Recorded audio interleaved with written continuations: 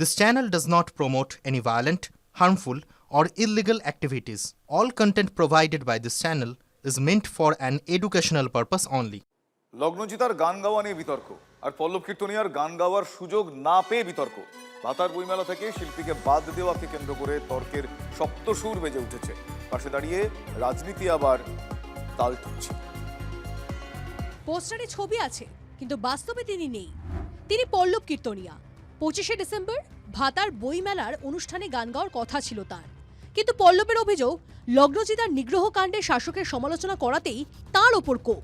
Social মিডিয়ায় তিনি লেখেন, একজন কণ্ঠশিল্পী হিসেবে লগ্নজিতার পাশে দাঁড়াচ্ছি, কিন্তু এই প্রসঙ্গে এখানে অন্য একটা ঘটনার কথা না উল্লেখ করে পারছি না। বর্ধমানের ভাতারে একটি বইমেলায় আমাকে শিল্পী হিসেবে নির্বাচিত করেছিলেন উদ্যোক্তারা। 25শে ডিসেম্বর আমার সেখানে গান গাইবার কথা ছিল, কিন্তু শুনলাম শাসকের প্রবল চাপে শেষ মুহূর্তে আমার অনুষ্ঠান তারা বাতিল করতে বাধ্য হয়েছেন। এই ঘটনা গত 10 বছরে কত অসংখ্যবার যে হয়েছে আমার সঙ্গে তার ইয়ত্তা নেই। অনুষ্ঠান করা খুব ডিফিকাল্ট, কারণ শাসকের এমন তারা চাপ দিতে থাকে। ধরুন একটা যেখানে অনুষ্ঠান হবে সেই জায়গাটার পারমিশন, পুলিশ পারমিশন, নানা রকম ব্যাপার থাকে। এখন যদি শাসক না চায়, এটা কিন্তু করা খুব ডিফিকাল্ট। মানে আমার ক্ষেত্রে ঘটনাটা তাই ঘটে আর কি। এত অসংখ্য ঘটনা ঘটেছে, আমি আর ফেড আপ, মানে আমি এগুলো নতুন কিছু নয় আমার কাছে আর কি। ভাতার বইমেলার আয়োজকরা যদিও পল্লবের দাবিকে গুরুত্ব দিচ্ছেন না, তাদের মুখে আর্থিক সমস্যার কথা। এ ধরনের কোনো চাপ আমাদের কাছে আসে নাই, আর আমরা শাসক দল আমাদের ওপর কোনো রকম খবরদারিও করেন নাই। আমাদের ফিনান্সিয়াল কথাটা উনি বুঝতে পারেন নাই, না বোঝার কারণে উনি এই ঘটনাটা। আর্থিক সমস্যা নাকি শিল্পীর কণ্ঠরোধ, বাস্তব যাই হোক, গানের অনুষ্ঠান বাতিল নিয়ে রাজনীতি দেদার তাল ঢুকছে।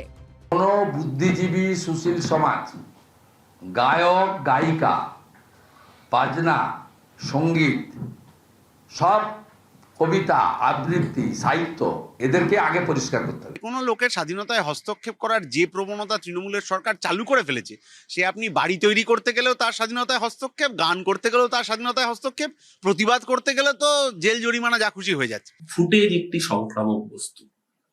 ফুটেজের মোহ থেকে সব শিল্পী একটা সংযত দূরত্ব রাখা উচিত। যে ঘটনা ঘটেছে অনভিপ্রেত, কিন্তু আবারও বললাম, ফুটেজ বড় সংক্রামক রোগ। ফুটেজে হয়তো আপনার সাময়িক টিআরপি বাড়তে পারে, তাতে সমাজের কোনো উন্নতি হয় না।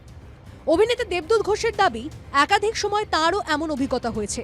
শিল্প সংস্কৃতিকে রাজনীতির বাইরে রাখার পক্ষে তিনি। এই যে বেছে গান গাইতে দেওয়া হচ্ছে না, কোথাও আবার শিল্পীদের নাম কেটে দেওয়া হচ্ছে, কোথায় কারা আসবে এসব যে শুনতে পাই, এইসব পরিবেশ পশ্চিমবাংলার পক্ষে ভালো না। আমরা যদি আমাদের সীমানাগুলো মনে রাখি, তাহলে আমাদের সমাজে সবাই মিলে থাকতে পারবো। কারণ যাই হোক না কেন, ভাতার বইমেলায় পল্লব কীর্তনিয়ার গানের সুর উঠছে না। তবে পল্লব গান না গাওয়াকে কেন্দ্র করেও বিতর্কের সুর লাউডস্পিকারে বাজতে শুরু করেছে। Bureau report, TV9 Bangla. বড়দিনের মুখে দুঃসংবাদ। দক্ষিণ পূর্ব রেলওয়ে শাখায় বাতিল একাধিক লোকাল ট্রেন। অনির্দিষ্টকালের জন্য লোকাল ট্রেনগুলো বাতিল করা হচ্ছে বলে বিজ্ঞপ্তি জারি করেছে রেল।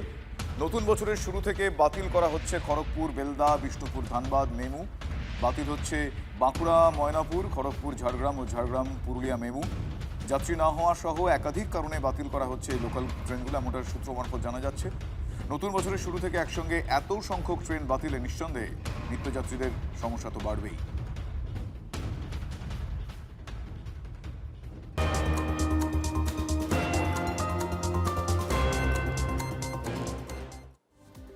বড়দিনের বড় উপহার মেট্রোর। ব্লু ও গ্রিন লাইনে বেশি রাত পর্যন্ত মেট্রো পাবেন যাত্রীরা। ব্লু ও গ্রিন লাইনে রাত প্রায় 10:30 পর্যন্ত চলবে মেট্রো। সোমবার বিজ্ঞপ্তি জারি করে সময়সূচি জানিয়েছে কলকাতা মেট্রো কর্তৃপক্ষ। বড়দিনে শহরের পথে বাড়তি জনসমাগমের কথা মাথায় রেখে ব্লু লাইন অর্থাৎ দক্ষিণেশ্বর থেকে শহীদ ক্ষুদিরাম এবং গ্রিন লাইন অর্থাৎ হাওড়া ময়দান থেকে সেক্টর 5 পর্যন্ত বেশি রাত পর্যন্ত মেট্রো চলাচলের সিদ্ধান্ত নিয়েছে মেট্রো কর্তৃপক্ষ। মেট্রোর নয়া বিজ্ঞপ্তি অনুযায়ী বড়দিনে ব্লু লাইনে 224টি মেট্রো চলবে, প্রতি 7 মিনিটে পাওয়া যাবে পরিষেবা। গ্রিন লাইনে চলবে 201টি মেট্রো, 6 মিনিট পর মেট্রো পাবেন যাত্রীরা।